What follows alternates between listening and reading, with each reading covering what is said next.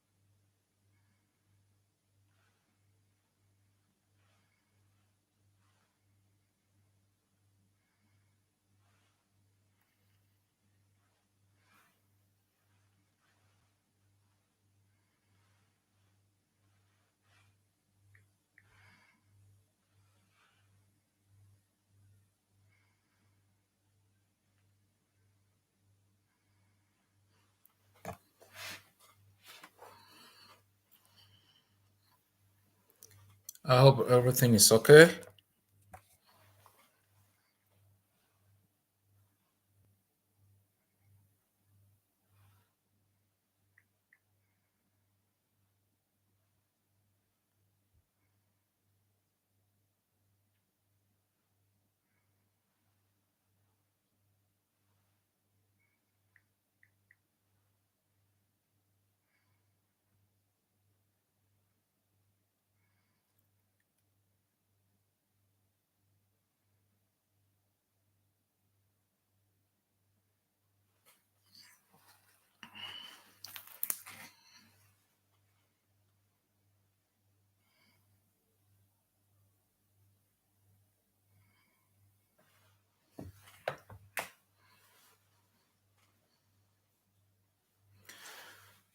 Okay, my people.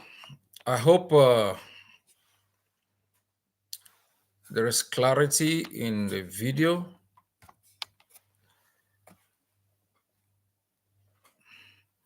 All right.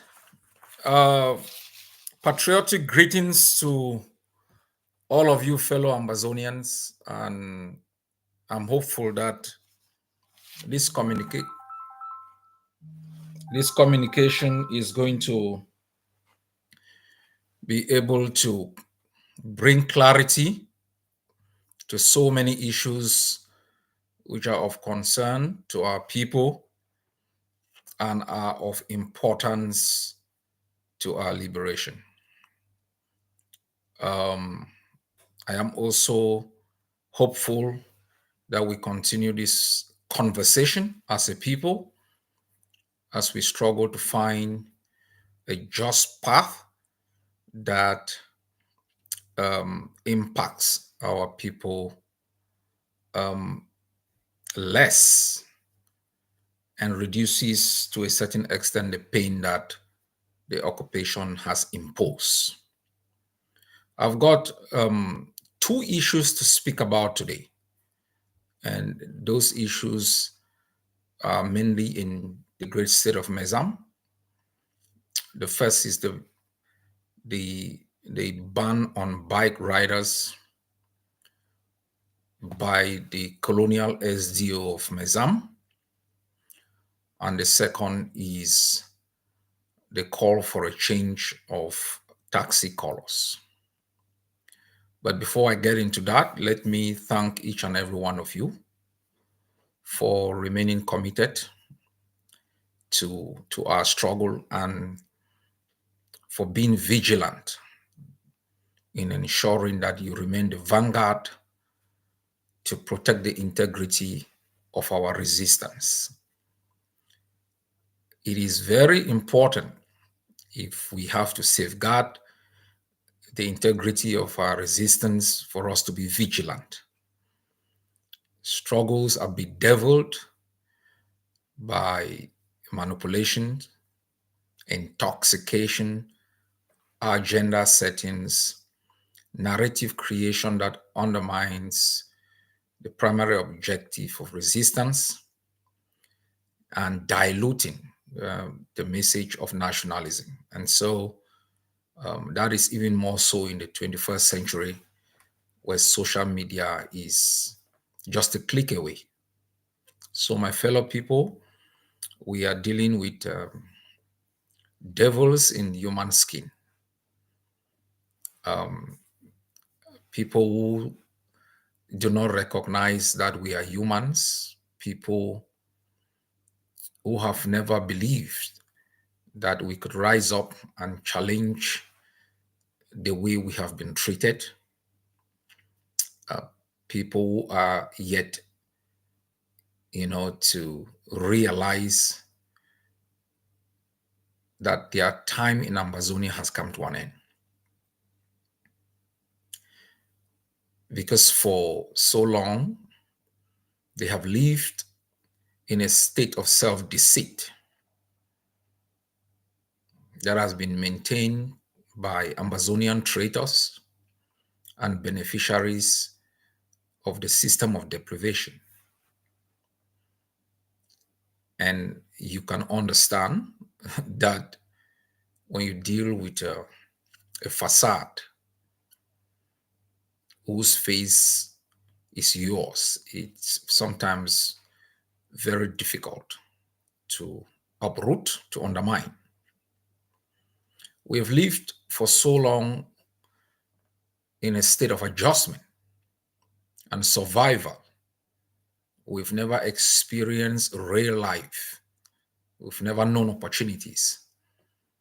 We've never known certainty. We've never reached the state of the realization of even short-term plans. And so our own sense of life is defined by our constant state of adjustment into a system that has been designed to keep us as survivors. And so each time you disrupt that system, it's like getting a person to withdraw from drugs or alcohol consumption. Their state of intoxication is what they define as their state of normalcy, a state of stability. Withdrawal is uncertain, is painful. So too is withdrawal from occupation.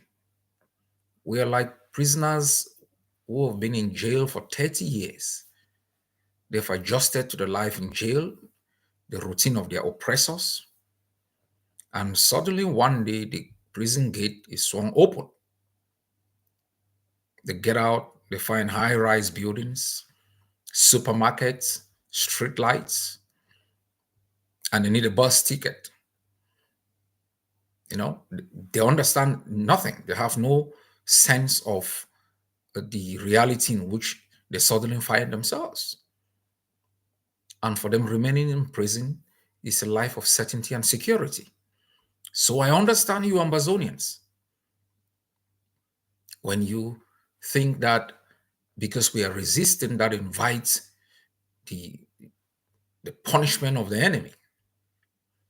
I understand you if you think our resistance angers the occupier and invites them to burning down villages and towns.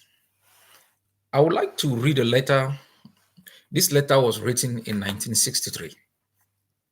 I'll read a part for you to understand that how you feel and how you think is not unusual. And that this has been the way that sometimes those in slavery feel and believe.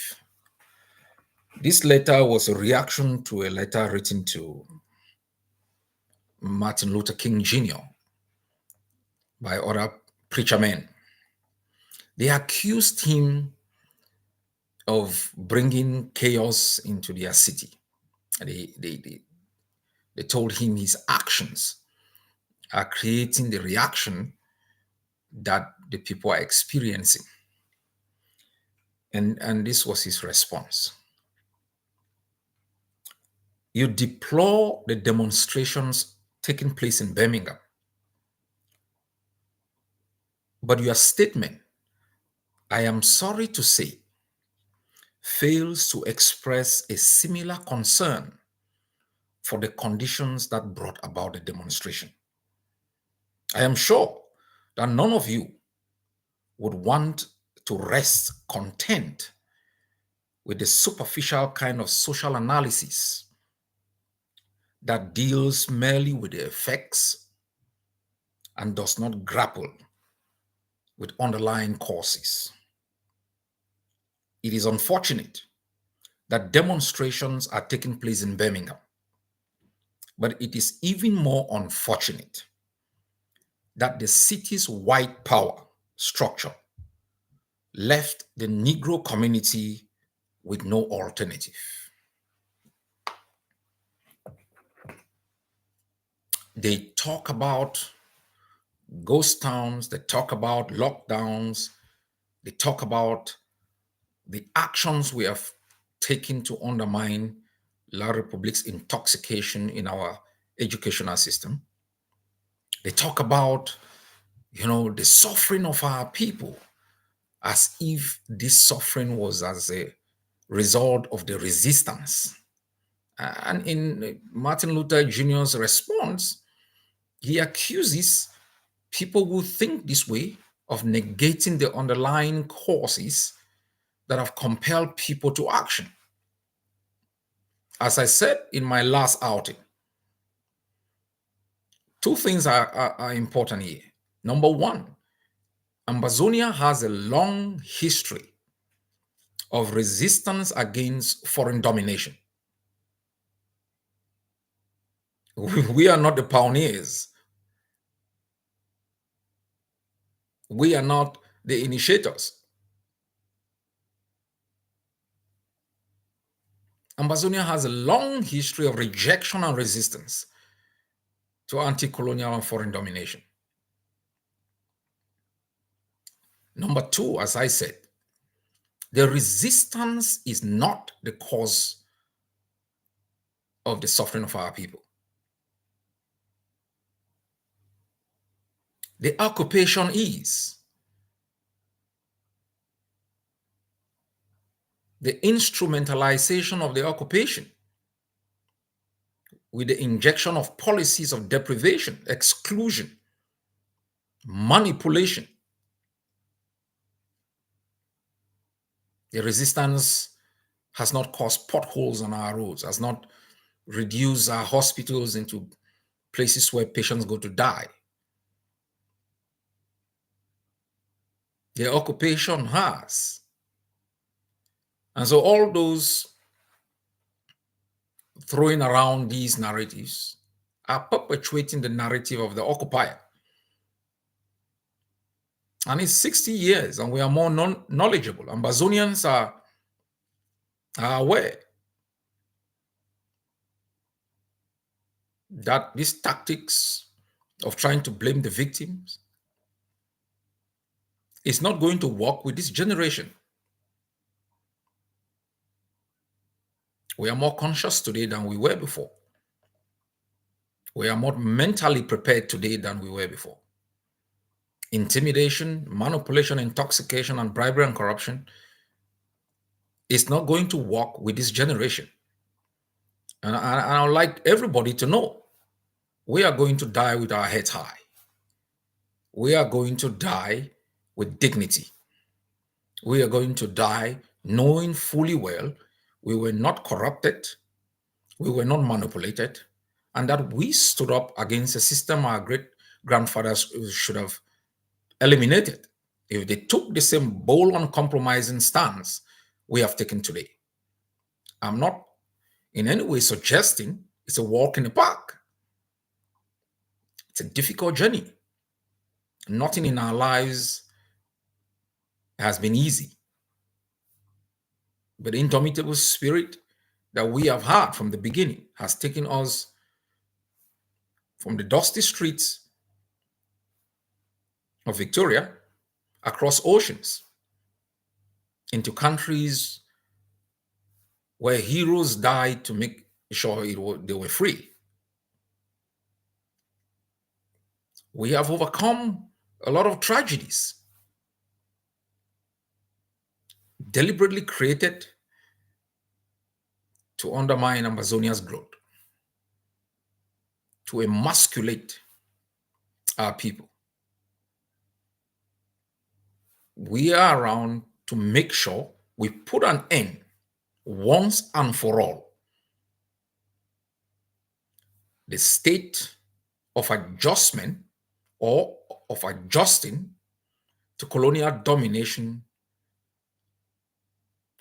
and subjugation. Our children and great grandchildren will be proud of the stance we have taken. And I invite everyone to be part of this journey. I send greetings to our prisoners of war, to our people, our refugees, our IDPs. I thank you for the sacrifices that you continue to make. And I pray that you don't give up.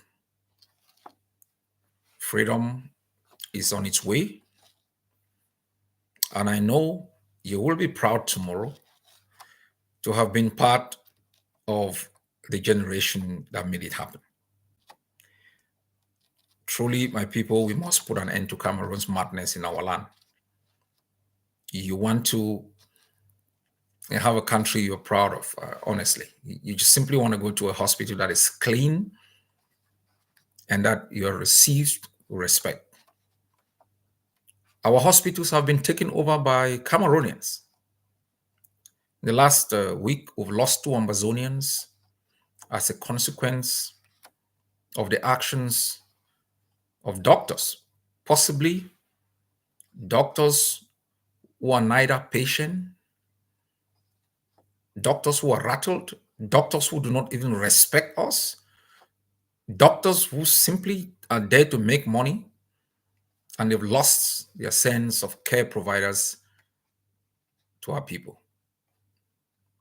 You want to send your child to school knowing fully well that your child will be properly educated, earn a living, and you sit back and look at your child and be proud of what he or she has become. Amazonians are living in hurt. Parents feel they have failed their children. Mothers and fathers have been separated. Mother is in London with 1 child. Father is in the United States with the other child. Our sense of exile have created an automatic divorce, artificial divorce between our parents. Parents have lost their sense of community. We've put them under a state of mental duress. They have become something that we should be ashamed of ourselves. But we shouldn't, because it is in our own way, our effort to remove them from what is seen as a mortuary to a place where they can have proper health care, where they can have somebody to take care of them, where they can feel dignified, they can see their grandchildren. We are not fighting to become ministers, governors, whatever. We are fighting to be free, to have a sense of purpose in our lives. And that has been the enemy's agenda, to make sure that we remain boys and girls forever. In the past week, they've put a ban on bike riders. You know, when we talk about Okada,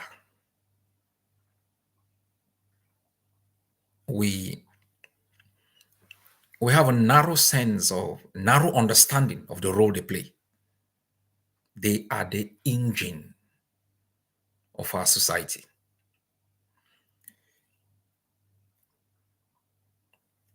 Take, for example, in Bamenda, where they have been banned from traveling, I think from 6 o'clock.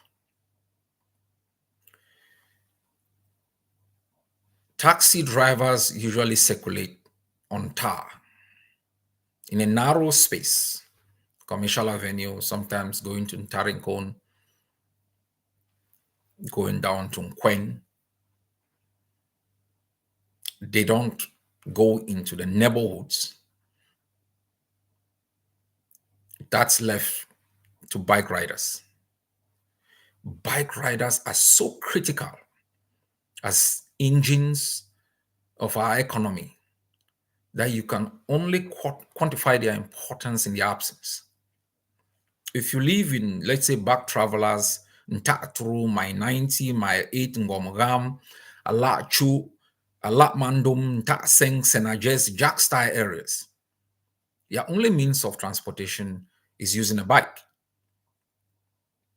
Now, the barbarians, instead of fighting Amazonian forces, they want to impose penalties on bike riders.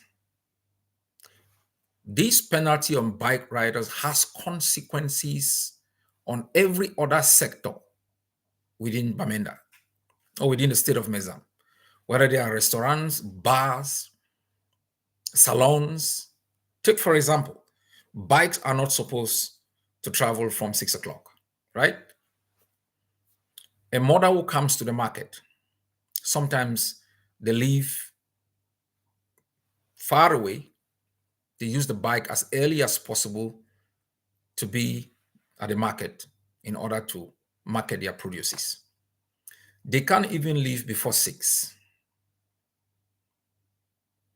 If they leave after 6, the traffic situation is so difficult. They arrive at the market 9 o'clock.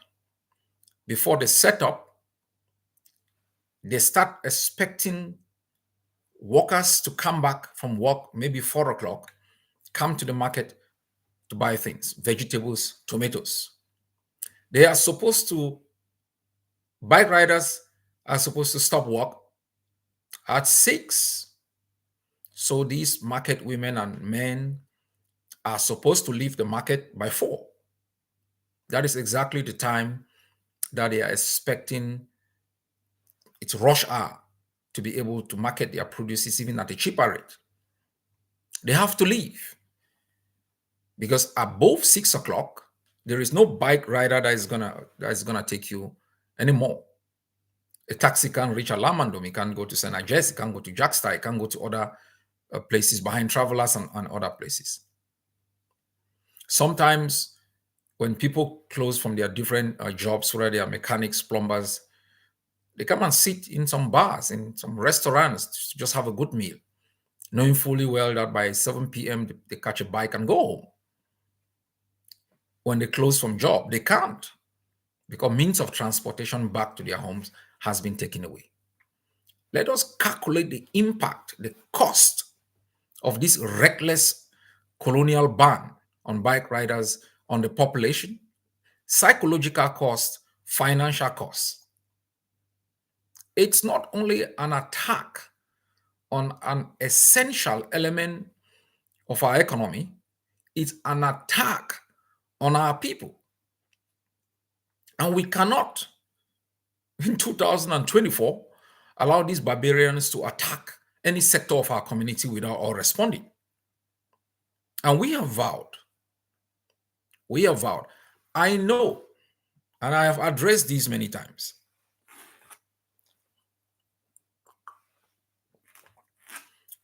people say, oh yeah, our response imposes a cost not on La République, but on us. I disagree completely.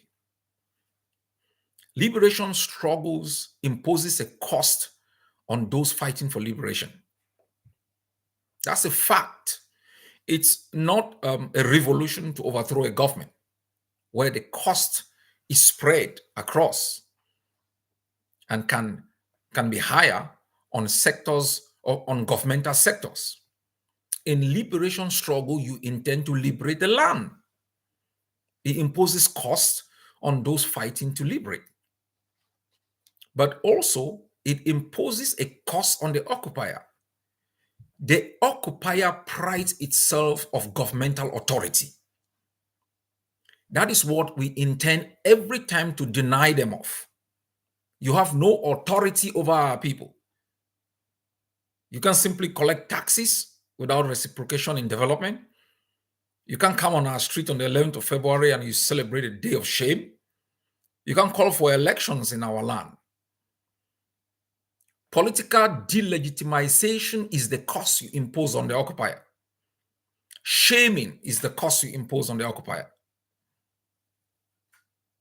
Solidarity takes away from the occupier a sense of ownership of part of our society.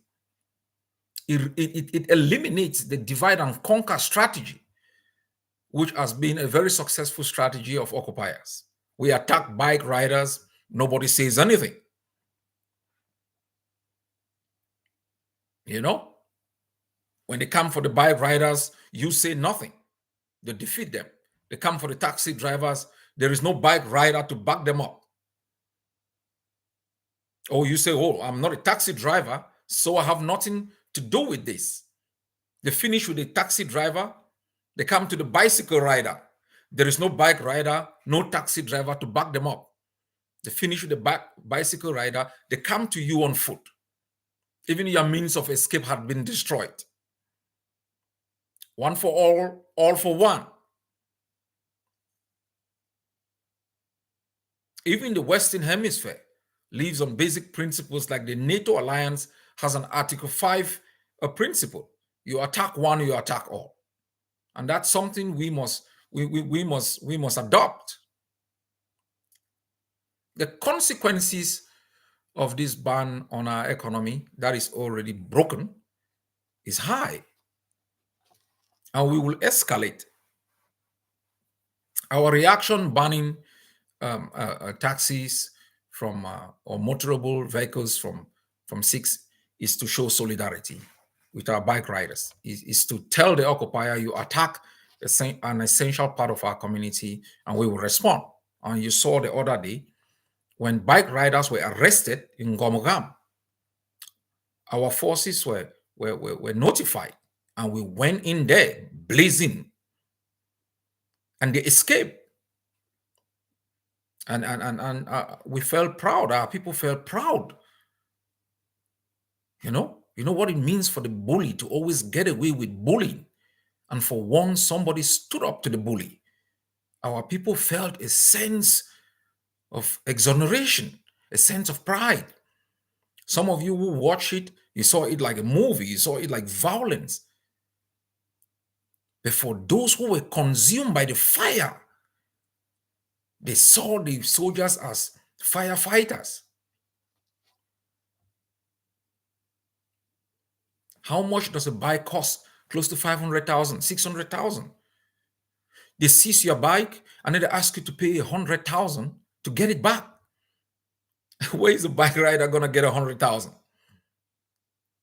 They extort our people on a daily basis. On a daily basis, total humiliation, total dehumanization. Forget about the issue of independence. Just think about the indignity. Think about the actions of these barbarians on a daily basis, even before we rose up in arms. Kale, extortion, brutality, a sense of invincibility, no accountability. They have the power of life and death over you. Somebody needs to take a stand. It's not going to be God. It's not going to be the dead. It is us. You can simply say, oh no, I let it go. If everyone let it go, if the Americans just succumb to the Brits, what if the Norwegians succumb to the Danish or the Swedes? What if everyone allowed Hitler to take over the world? We wouldn't even be around today. Blacks were used then for experiments. We have to take a stand. And I know what we see now are the consequences of retribution. No. All societies that we escape to today face moments like the present. Some people took a stand. When Hitler invaded this country, Norway, 1940, the king escaped to London. Hitler began to bomb London. The king escaped to Scotland. But the resistance continued. 8th of May 1945, they were free. There is a price we will have to pay. We cannot simply turn into corrupt political figures that can easily be bribed, whose ambitions can be thwarted, who are prone to unreasonable compromises, who simply give up. We can go through an entire generation and do not find a single leader who stood the test of time, whom we can look back to with pride and admiration and walk in their footsteps with honor. We can't simply be described as people who succumbed, raised the white flag in the face of opposition, give up our land without even thinking twice, run away into other people's country, turn ourselves into all sorts of human beings in other people's land. We don't have the guts to stand up for one thing and get it for our own people. 8 million of them trapped in a jail. And for us who've left, we get a trickle out. One grandma leaves, one cousin leaves, one uncle leaves, one brother leaves, how many drop in an ocean? Once in our lives, we must take a stand for something to the bitter end, like real people with honor and dignity, and refuse to be reduced to beggars, refuse to be co-opted into a system of chaos and corruption, and refuse to live a life on tiptoe stands. Stand on our feet like real people do.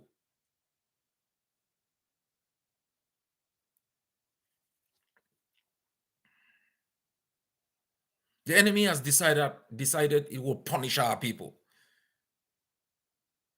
Yes, that it will impose a higher price on us because we stood up.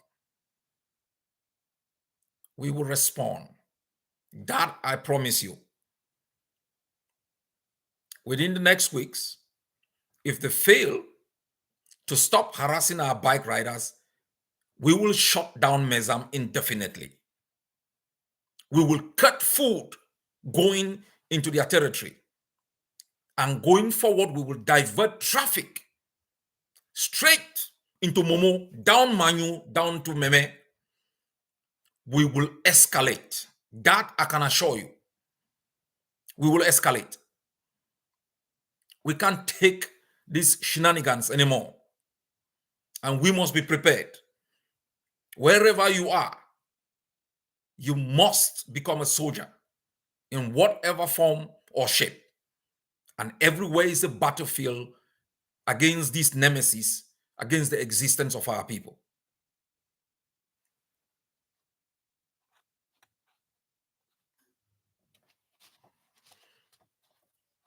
I call on bike riders to take a firm stance. Don't give up, don't blink. I call on taxi drivers to join in the resistance. I call on our people to rise up and reject this colonial apartheid on our people. This is a collective stride for our humanity, for our existence. And we will not bend, we will not yield, we will not yield an inch of our land. My fellow people, I am compelled to make an address today on the topic of the change of taxi colors. I know everybody is screaming. Everybody is uncertain. There are others who are attacking. The weaver birds are on the top of trees and they are screaming. First, I want to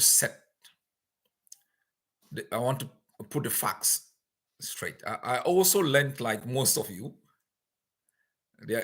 of this ban. It was announced, and I was like, what the hell is going on? Who makes these decisions?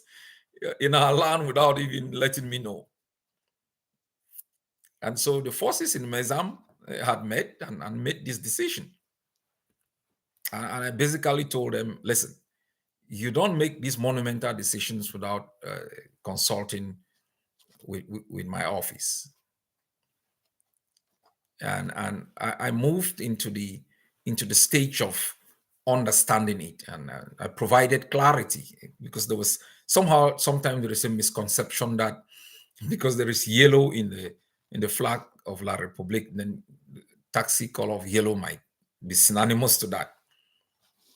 So I had to provide some clarity to our forces. And I provided advice. One of the things I stated, and I've said this to the AGOVC, once the decision is out, I am not going to reverse the decision. Let me be absolutely clear.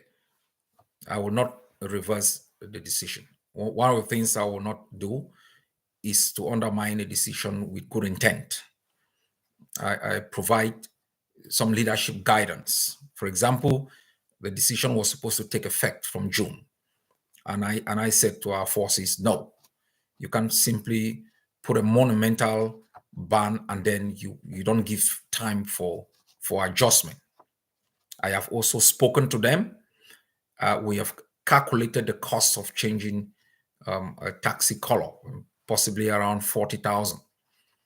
And the forces had insisted on blue and white. And I have spoken with them clearly to give the option. A taxi can be painted white, it can be painted blue. You can also paint blue and white. It's an act of resistance. And I know many people are like worried. Yeah, that is, it's too much. The enemy is going to pound on our people. It's going to pound on our people anyway.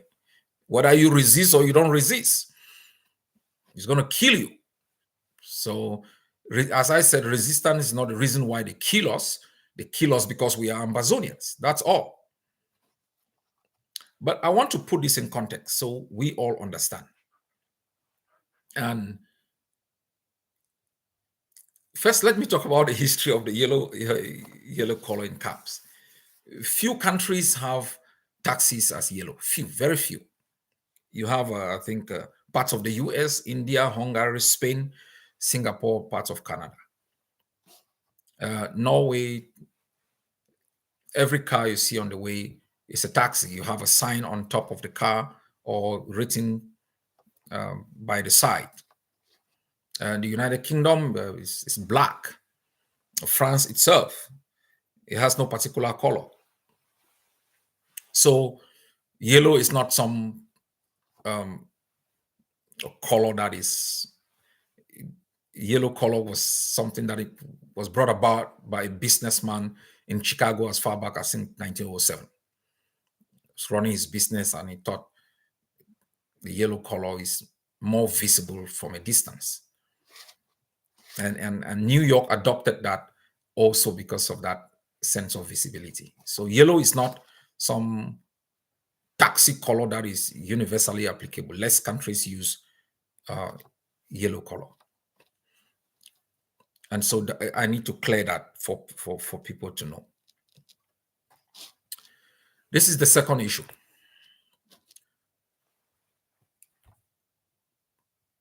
For us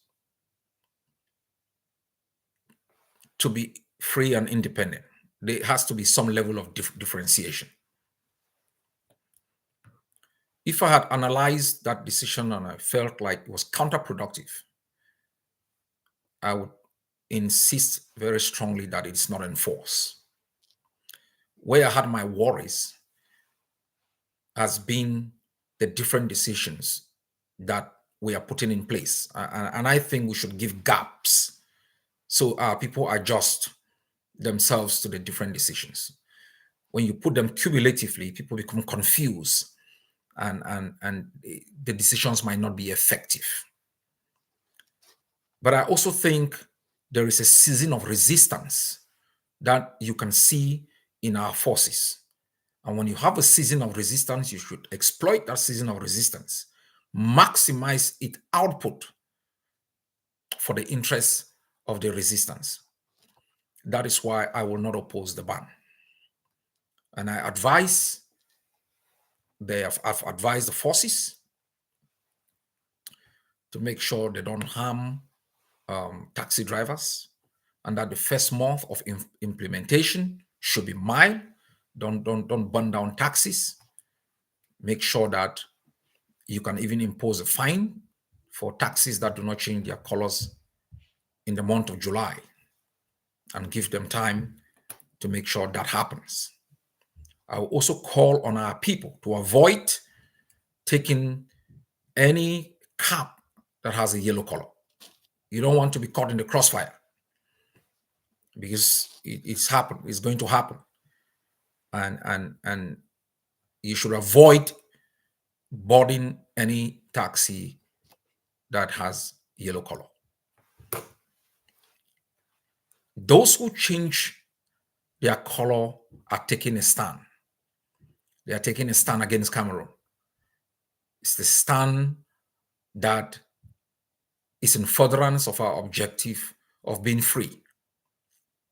This stance is important every day in your own life. When people voted in Afghanistan, they had a purple mark on their finger. It was for them a form of resistance, especially women. They carried the purple mark for days. It was a form of resistance. We will humiliate Buba. We will humiliate Buba. And we will humiliate the colonial authorities, not only in Mezam, but across Ambazonia. We will alter the face of Ambazonia, as we have done with number plates, we have done with community schools, we have done with liberation tax. We are instituting sovereignty projects that are Ambazonian. Before we will finally offer Ambazonians the freedom and independence, they must have begun through this process of resistance, acquainting themselves with Ambazonian projects, with Ambazonian activities that makes them feel Ambazonia have a sense of ownership of the final outcome. I ask our people to collaborate with our forces, but I ask our forces also to show a high degree of tolerance with our people. We know the enemy has infiltrated Bamenda with a lot of bike riders who are monitoring our forces. Let me assure you, we monitor you and we will take action. We know our land. We will go down, we will rise, and we will triumph. All individuals who are having the yellow color taxi, I advise you to follow the instructions given by the forces. You talk about the consequences. No, the authority in the land are Ambazonian forces, not the barbarians. Don't fear the barbarians. Respect the authority of Ambazonian forces. I will work as your leader to make sure that implementation of decisions are consistent with our code of conduct. There will be some that will happen. We will look into them and we'll continuously advise our forces to uphold norms of war and their code of conduct. My fellow people, this is a season for the Ambazonian people. Our forces across Ambazonia should go on the offensive. My office will be providing support to forces that need it and who can take action against the enemy. I know there are individual crooks on the ground who are imposters, reaching out time and again. We got one yesterday. They've cloned telephone numbers of forces and they are calling to receive support. We do our due diligence to make sure that impostors do not manipulate themselves into the ranks of our society and cause harm to our people. As I have said, between now and October, there will be actions that will keep you at home. Between now and the General Assembly of the United Nations, there will be actions that will shine the limelight on the pain of our people. As the Norwegian Refugee Council stated a few days back, our struggle, the conflict has been neglected, and we will do everything to make sure that it finds its place on the corridors of power where they can help our people find justice. This will require us to increase funding, to build more brigades as we are doing, to increase the firepower, and to increase international awareness through international actions by our diasporan communities. We have been doing just that, and we are seeing some of the results trickling in. I encourage our people across the globe, especially those in the diaspora, to shine the limelight on what is going on and to reject the narrative of the enemy and to reject the narrative of the conformists and traitors who are trying to use their short-term participation in a struggle for individual profit through corruption by Yaoundé. Fellow Amazonians, we have instituted the liberation tax, and as I wrote yesterday, in times of war, countries take measures to make sure that they can have fighting men and women. Sometimes they institute the draft. They require every man and woman above a certain age, mostly 18, to join the ranks of the forces to resist systems that pose an existential threat to their own existence. This is natural law. During times of war, countries, the United States in 1917, instituted taxes to mobilize resources to fund wars to rebuild countries after war. In liberation struggles, liberation movements have instituted taxes to make sure they can generate enough income to fund the wars in order for them to own their outcomes.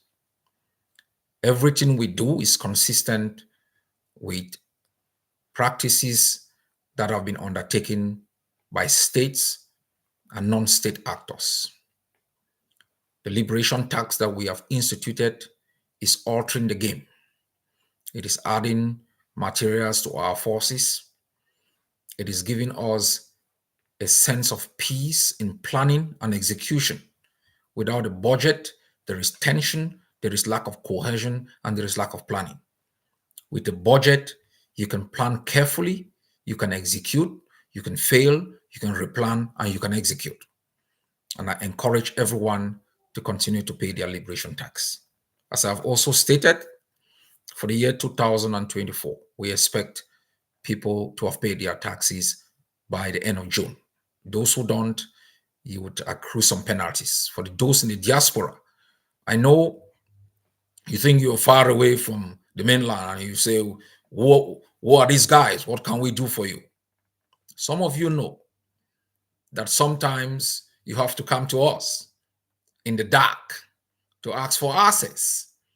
Some of you know that after you've thumped your nose on us in public, you've taken a grandstand in public, when something happens to your families back at home, you come to us. We have the unseen power. We have the unspoken power. We have the unwritten power to alter everybody's life in a positive way. No, we are the authority, whether recognized or not recognized. So I encourage you to pay your tax. You can do that anonymously and hold your receipt. There will be a day of judgment. Cameroon isn't coming back. Those who have the illusion that playing the hanky-panky that we've played for 60 years, the regime will be in place to protect you, and that the corruption and anarchy will give you the opportunity to simply disappear in society and never be held accountable. Know that this generation has changed that trajectory. We will hold everyone accountable. If you live in Norway, in Sweden, in Belgium, United States, we have data on everyone. If you don't pay your tax, we will notify your family on ground zero. If you don't have a family, then you may be lucky for a while.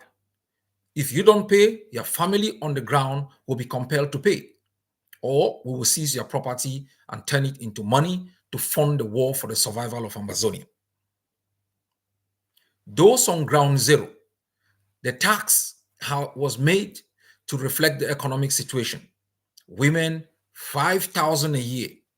If you can't pay in a single go, you can negotiate with the tax collectors. You can pay 5 times, 1,000 each. If you are incapable of paying because of health, financial situation, that's fine. If you are capable of paying and you don't, when we stop you on the 1st of July, for men, from 10,000, it will be 30,000. For women, from 5,000, it will be 15,000. And we will impose another penalty for delay. That delay must have cost the life of a soldier. If we aren't serious with our resistance for survival, the enemy will prevail and kill us like cancer. It is an obligation for every Amazonian to be committed to our struggle. All the complaints and weaver birds are excuses. I just read you a letter from Birmingham Jail, 1963, Martin Luther King Jr. responding to such levels of criticism. It was his action that caused the response of the authorities. He said no. We have come a long way. We have a long way to go. As we look forward towards the destination, we must also enjoy the journey. We must remind ourselves of those who have died for this struggle. They have names. They have families. Some left behind children. Take note. Some of you complain of lockdowns. There are maximum 7 lockdowns a year. In terms of number of days, you will be talking about 60 days. Those who are in jail, 365 days locked down. Those in the grave, locked down for eternity. You have a choice. Staying home for 60 days a year in resistance to occupation and tyranny, or spending 365 days a year in jail, or spending eternity in a grave. Make a choice which one you will elect to take.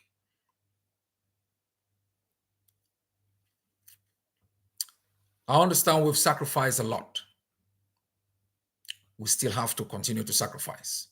It is a price we must pay if we must be free, if we must live a life in dignity, if we must expel from our land the barbarians whose only import to our communities are cemeteries, hopelessness, and anarchy.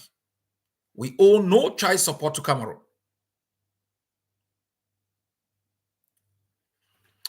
God bless each and every one of you.